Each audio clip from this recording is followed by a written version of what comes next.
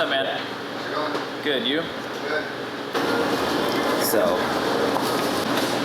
what's going on, sir? How you doing? Good. So my name is Mikulich, Joseph Mikulich. I'm the sommelier and partner in EDO. I'm born and raised in Las Vegas. I went to UNLV for hospitality and finance. That's how I kind of got into the whole food and beverage world. After I graduated, I traveled a little bit and got my love for wine and beverage in general. Moved back to Vegas and started working on the Strip, working at some pretty awesome restaurants. Ended up moving to Bizarre Meat for Jose Andres, getting into the whole Spanish side of things. And that's where I really dove into the whole studying in wines, going through the Cordo's Master Sommelier, and then I had the opportunity to work with Roberto and Oscar to open up something here, and it blew me away at how talented the group could be and how it's grown to now, made all the sense in the world, because it was a cool bunch of people with all different aspects of the restaurant side put together. So it's been a cool journey. I'm super excited to see where this goes. What makes the list eclectic is, through my relationships that I've built, working at some of the Strip restaurants and arguably some of the best Spanish restaurants in the United States, building those relationships with winemakers and distributors to find those rare wines that, whether the Strip restaurants just couldn't pick it up in time, or it was a small allocation that maybe wasn't the highest price. The cool niche about this restaurant is we're off the Strip and we don't need to have the most expensive wines in the world, but that doesn't mean that they're not great quality or even superior quality. So a lot of my job is finding those cool rare wines that people that aren't so wine savvy will be able to have the ability to test something and try something they've never had before that may show them something that they love at a price that's not so devastating. You don't have to take that big of a risk, because the way we price is not as aggressive as something that most of the Strip does. It's probably a big value for our guests that they love. And part of that is, this is my little hub for education too, so my staff and I train and study at least once a week, doing tastings and just do a little more theory. And that's a big part of how my staff becomes so knowledgeable, and it's going to keep growing.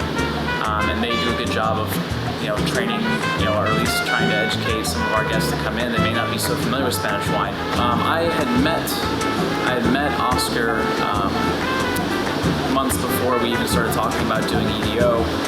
He's always been a good friend of Roberto's, and they've known each other for a while. He introduced me to him, and he invited me one time to his house to have some meals. And then we just started spitballing ideas with regards to EDO.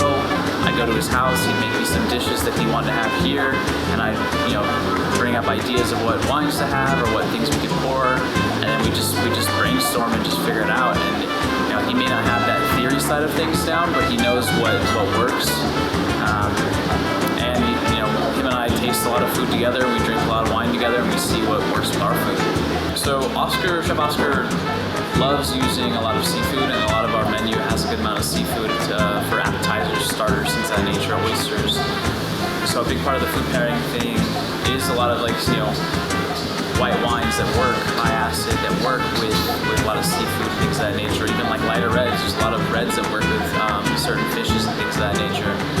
And most of my staff, for the most part, they have a great understanding of their building and growing that level of education to pull the trigger and name 3-4 wines that would work well by the glass or by the bottle.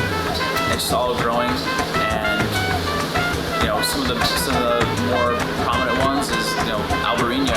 Some people know about it, some people don't, but it's a great wine to have with oysters. It's a great wine to have with shellfish. Cava, champagne. I love champagne as much as everyone. Cava is another option that you can go, and a lot of people have had a lot of cava. There's some rare cavas out there that stand up to some great drinking champagne producers. So just having that ability to try some other grapes that still make a sparkling wine is a cool option for people. Another really cool one that is rare to see, a couple of reasons. The winery for themselves don't really release it very often. Last release of Lopez de Heredia Tindonia Rosé was 2000, so they just released this 2008 Tempranillo Garnacha and Vieira blend. That these are some wines that no one really has seen before, tried before, and they're delicious. One cool thing that isn't crazy expensive, but an awesome wine that's from probably one of the most prominent producers in Spain, making something unique. One rare and really cool in this restaurant. The whole line of sherry is another big thing too. I'm a huge sherry fan. I like drinking sherry more than I like drinking beer at this point. There's so many different styles that no one really knows about or jumps into that work really, really well with food. So the Almanzanista style from the Lustau family is a pretty cool thing that we run. We have every single one. They're so different in style with regards to aging and stuff like that. And through my travels to Spain, I got the awesome opportunity to hang out and learn a lot about how sherries are made and how different they can be and how they work with food. So it's an honor to carry such amazing different types of wine to at least show people too, because especially in Vegas, not many people know about sherries, and kind of like it's gonna make a up and coming rise in the wine world, most definitely. A little bit more of a well-known name is Vegas Sicilia. A lot of people know Vegas Sicilia from the top-notch Unico, which is one of the most extraordinary wines in Spain. They also make some other wines too. Pintia, they make Toro, they make Valbuena. They have a couple things going on in Hungary.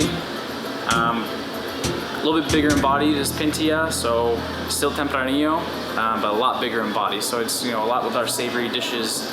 It tastes a piece of history. It's some of the best Tempranillo there is.